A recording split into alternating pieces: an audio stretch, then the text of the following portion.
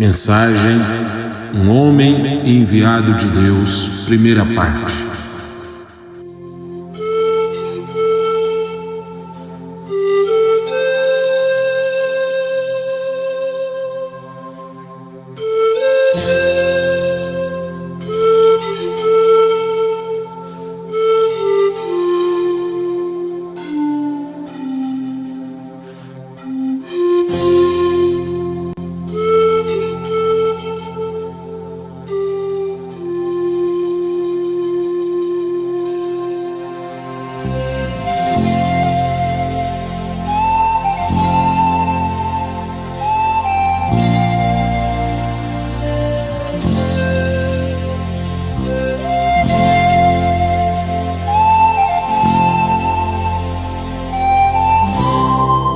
Sublime graça é a mensagem precursora da segunda vinda de Jesus Cristo.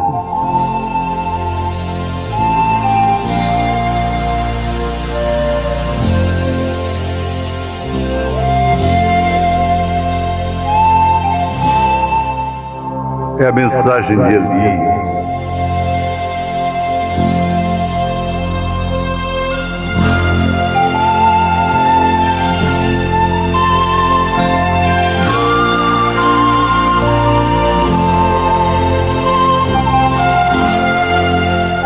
É a mensagem do Filho do Homem.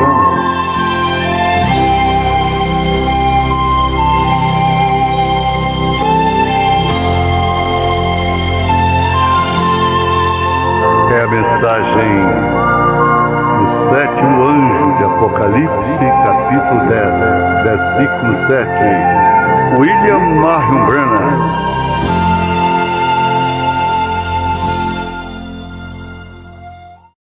A história da vida de William Branham é tão fora deste mundo e tão distante do comum que, se não houvesse sido por uma infinidade de documentos que prova sua veracidade e autenticidade, seria excusável se alguém a considerasse incrível.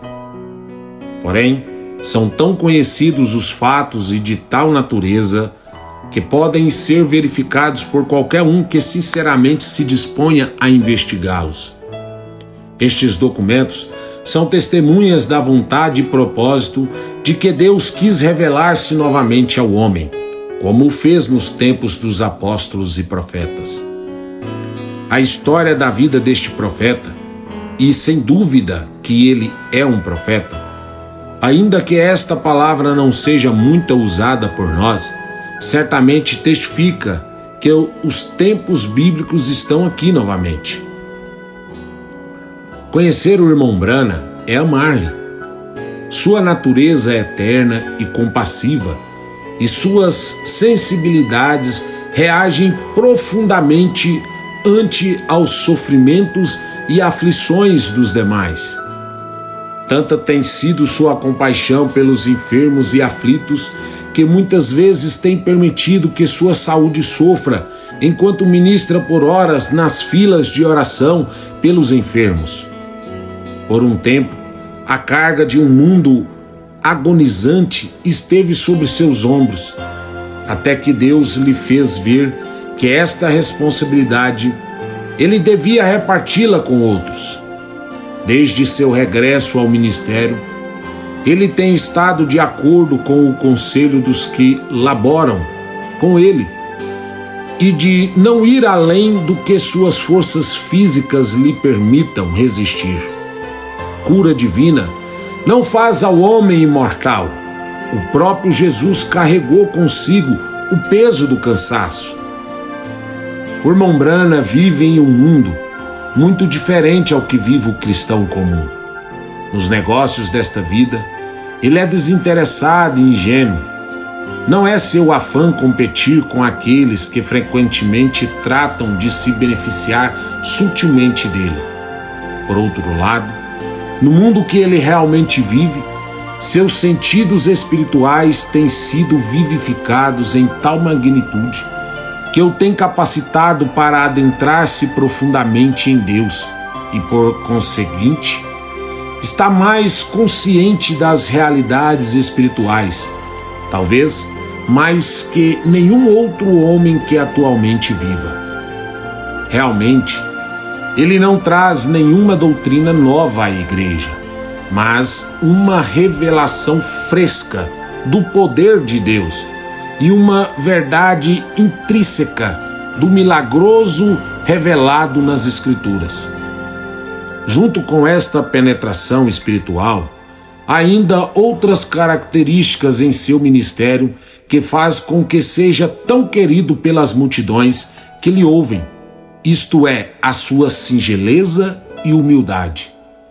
Ninguém sentiria inveja pela vitória alcançada por um que lutou por longo tempo uma batalha quase impossível de ganhar e que a maior parte de sua vida não tem conhecido outra coisa a não ser privado mesmo do pouco desta vida, até ao ponto em que pareceu que sua alma houvera sido desamparada e como se o próprio céu houvesse conspirado contra ele.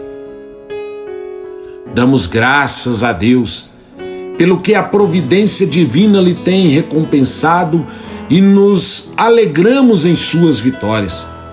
Talvez em nenhum outro ministério a morte tem sido tão grandemente simbolizada como no ministério de William Branham. O irmão Branham reconhece as suas limitações e a miúde pede escusas à sua audiência por sua pouca preparação acadêmica. Imediatamente e de bom humor, faz menção de sua humilde origem e sua longa luta contra a extrema pobreza na qual ele teve que se levantar. Nele não há pretensão alguma, só quando fala do seu chamado não há vacilação nem titúbeos de nenhuma classe. Disto, ele deve falar em cumprimento à comissão que lhe foi dada por Deus. Sua mensagem e seu dom devem ser conhecidos pelo mundo inteiro. Enquanto se refere à consideração de pontos doutrinários, isto é a matéria diferente. Ele não se considera um teólogo nem um árbitro em controvérsias teológicas. Ainda quando sua influência sobre as multidões é muita, ele não usa dela para inculcar seus pontos de vista doutrinários. Sobre este particular, ele se tem visto obrigado a repudiar tais intentos. Sua missão é a de unir o povo de Deus e não dividi-lo, mas em controvérsias doutrinárias, o conhecimento envaidece, porém o amor edifica.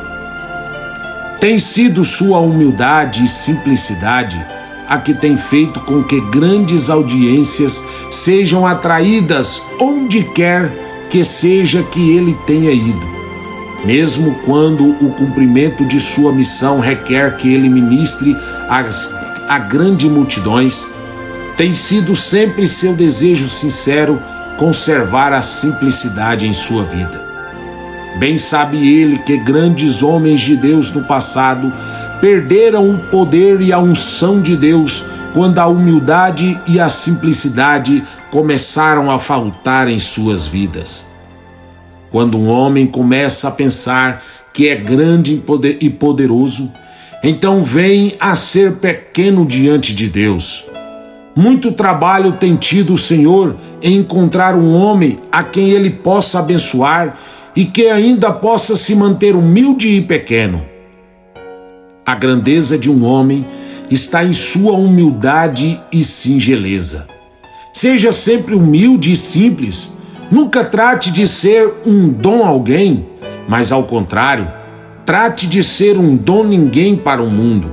Então Deus poderá lhe usar, dizia ele.